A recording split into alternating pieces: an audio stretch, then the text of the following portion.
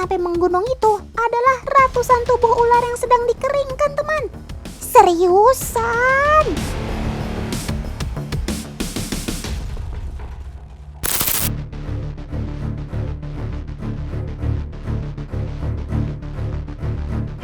Kali ini Detektif Otan sedang menelusuri tempat pengolahan kulit ular di Jawa Barat, teman. Sebagian besar masyarakatnya berprofesi sebagai pengolah kulit ular. Tapi setelah Otan tanya sana sini muter-muter seharian, akhirnya cuma ketemu 1-2 saja pabrik pengolahan kulit ularnya. Rupanya sejak pandemi COVID-19, harga kulit ularnya anjlok turun drastis. Jadi masyarakatnya banyak yang beralih profesi dan tidak lagi mengolah kulit ular, teman. Wah.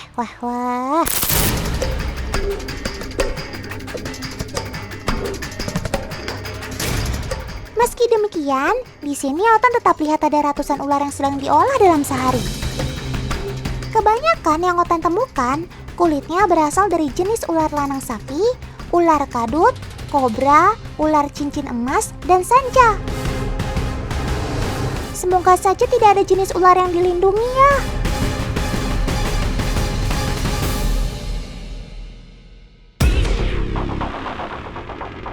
Kulit ular memang punya corak yang luar biasa indah, teman. Jadi tidak heran kalau industri busana internasional menjadikan kulit ular sebagai komoditas bernilai tinggi dan menambah devisa negara. Kulitnya bisa dijadikan beragam hiasan busana, seperti tas, sepatu, dompet, dan lain sebagainya. Tidak main-main, sebuah tas kulit ular merek Itali dihargai puluhan juta rupiah loh. Dengar-dengar, Indonesia adalah salah satu negara eksportir kulit ular yang terbanyak di Asia Tenggara.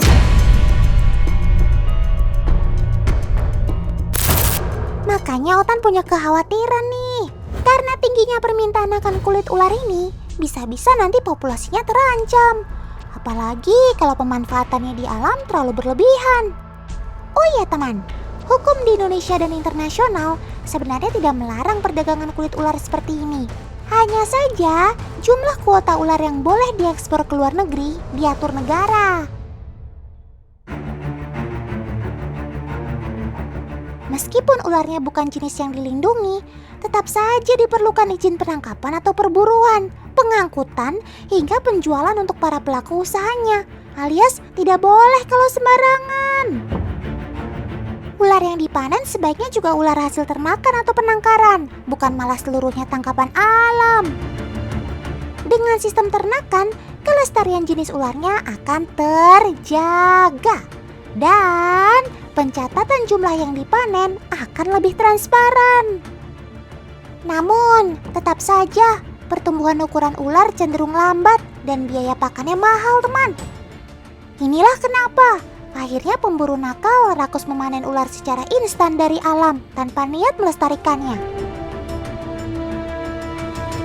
Ngomong-ngomong soal proses pengolahannya, kulitnya dipisahkan dengan cara manual, alias ditarik dengan tangan, teman.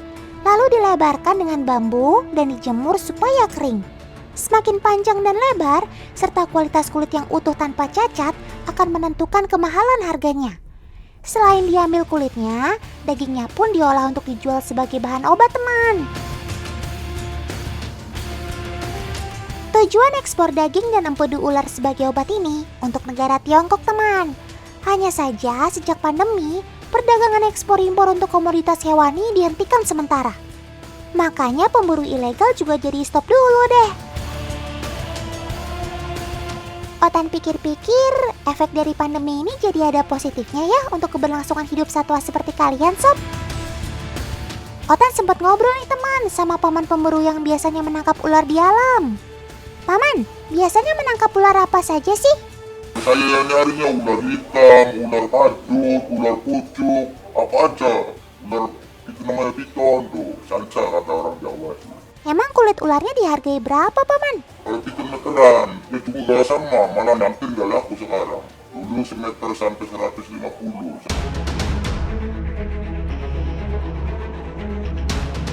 Apa? Harganya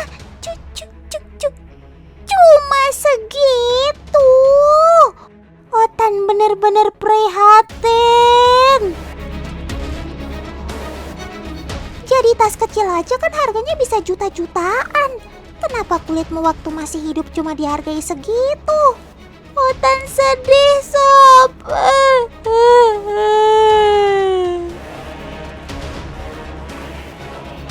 Tapi apa boleh buat, paman-paman pemburu ini juga menggantungkan hidupnya dengan usaha ini. Resiko pulang tanpa hasil karena semakin sulitnya mencari ular, hingga resiko keselamatan diri tergigit ular berbisa, hanya mereka sendiri yang menanggung. Otan cuma bisa berdoa, semoga paman mendapat rezeki pengganti yang lain ya.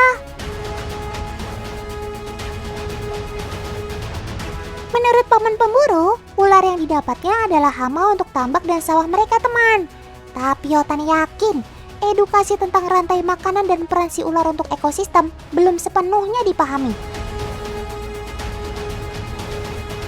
Coba bayangkan, kalau satu mata rantai makanan ini terputus karena populasi ular di alam habis.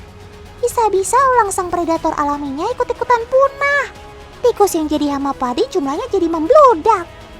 Terus, pak petani nggak bisa panen.